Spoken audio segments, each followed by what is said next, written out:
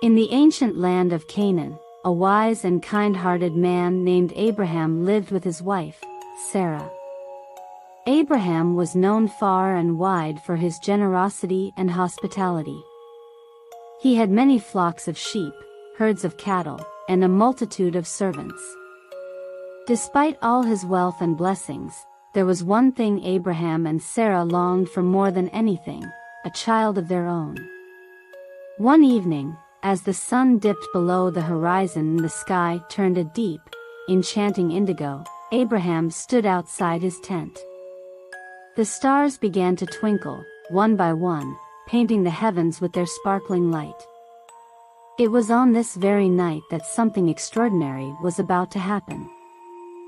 Suddenly, a gentle voice broke the serene silence of the night. "Fear not, Abraham," the voice said, soothing and warm like the summer breeze. "I am your shield, your very great reward." Abraham looked around, but there was no one in sight. His heart pounded with a mix of awe and curiosity. "Who speaks to me?" he asked, his voice trembling slightly. "I am the Lord, your God," the voice replied. "Look up at the sky and count the stars, if indeed you can count them." Abraham lifted his eyes to the heavens, his gaze falling upon the countless stars scattered like diamonds across a velvet blanket. He tried to count them, but they were too numerous. The stars seemed to dance and shimmer, forming patterns and shapes as if they were alive, whispering secrets of the universe. "Your descendants will be as numerous as these stars," God continued. "I have chosen you, Abraham, to be the father of many nations." Abraham's heart swelled with hope and wonder. He fell to his knees, tears of joy streaming down his face. "Thank you, my Lord," he whispered, his voice filled with gratitude. "I believe in your promise." Days turned into weeks, and weeks into months, but the promise of a child still seemed distant. Yet, Abraham and Sarah's faith never wavered. They continued their daily lives, tending to their flocks and caring for their household. One hot afternoon, as Abraham sat at the entrance of his tent, he noticed 3 men approaching. They appeared out of nowhere, their faces radiant and their clothes glowing with an otherworldly light. Abraham's heart raced as he hurried to greet them. "Welcome, my lords," Abraham called out, bowing low to the ground. "Please, rest under this tree while I fetch some water to wash your feet and prepare a meal for you." The men smiled warmly. "Thank you, Abraham," one of them said. "We accept your hospitality." Abraham rushed inside to Sarah. "Quick, prepare some bread and bring the finest calf from the herd," he instructed. Sarah nodded and set to work, her hands moving swiftly as she kneaded the dough and stoked the fire. As Abraham served the food to his guests, one of the men spoke. "Where is your wife, Sarah?" "She is in the tent," Abraham replied, a puzzled expression on his face. Then the man said, "I will surely return to you about this time next year, and Sarah your wife will have a son." Sarah, who was listening from inside the tent, laughed to herself. "After I am worn out and my Lord is old, will I now have this pleasure?" she thought. The man turned towards the tent and said, "Why did Sarah laugh? Is anything too hard for the Lord? At the appointed time, I will return to you, and Sarah will have a son." The days passed, and Sarah could hardly believe what she had heard. She and Abraham were both very old, and the idea of having a child seemed impossible. But deep down, a tiny seed of hope began to grow. One evening, as Sarah sat outside watching the sunset, she felt a gentle flutter in her belly. Her eyes widened in amazement. Could it be true? She placed her hand on her stomach and felt the movement again. Tears of joy filled her eyes as she realized that the promise was coming true. Months went by, and Sarah's belly grew rounder and rounder. Abraham was overjoyed, and their camp was filled with laughter and anticipation. Finally, the day came when Sarah gave birth to a healthy baby boy.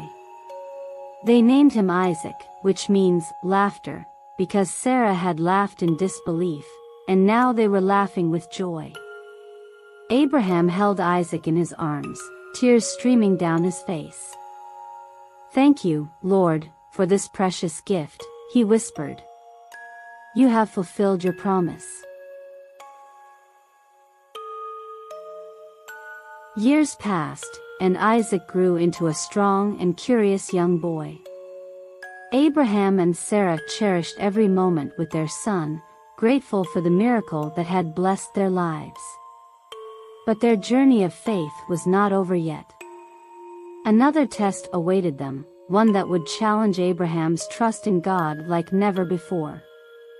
One night, as Abraham lay in his tent, he heard God's voice again. "Abraham," the voice called. "Here I am," Abraham replied, sitting up and listening intently. "Take your son, your only son, whom you love, Isaac, and go to the region of Moriah. Sacrifice him there as a burnt offering on a mountain I will show you." Abraham's heart felt like it had been struck by lightning. His beloved son, the child of the promise, was to be sacrificed.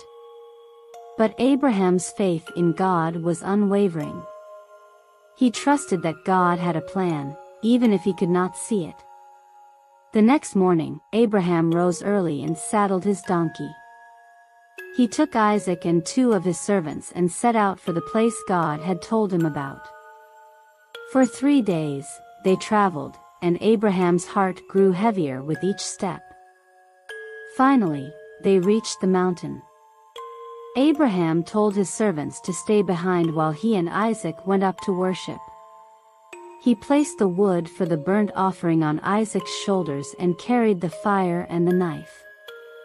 As they walked, Isaac spoke up. "Father?" "Yes, my son." Abraham replied, his voice trembling. "The fire and wood are here," Isaac said, "but where is the lamb for the burnt offering?" Abraham took a deep breath and said, "God himself will provide the lamb for the burnt offering, my son."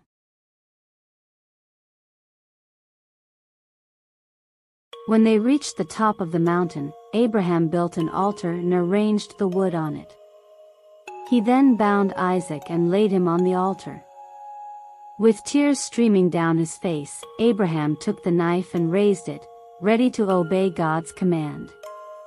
But just as he was about to bring the knife down, a voice from heaven called out, "Abraham! Abraham!" "Here I am," Abraham replied, his voice shaking. "Do not lay a hand on the boy," the voice said. "Do not do anything to him. Now I know that you fear God, because you have not withheld from me your son, your only son." Abraham looked up and saw a ram caught by its horns in a thicket.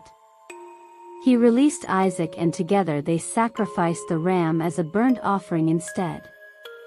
Abraham named the place, "The Lord will provide." As they descended the mountain, Abraham felt a profound sense of peace.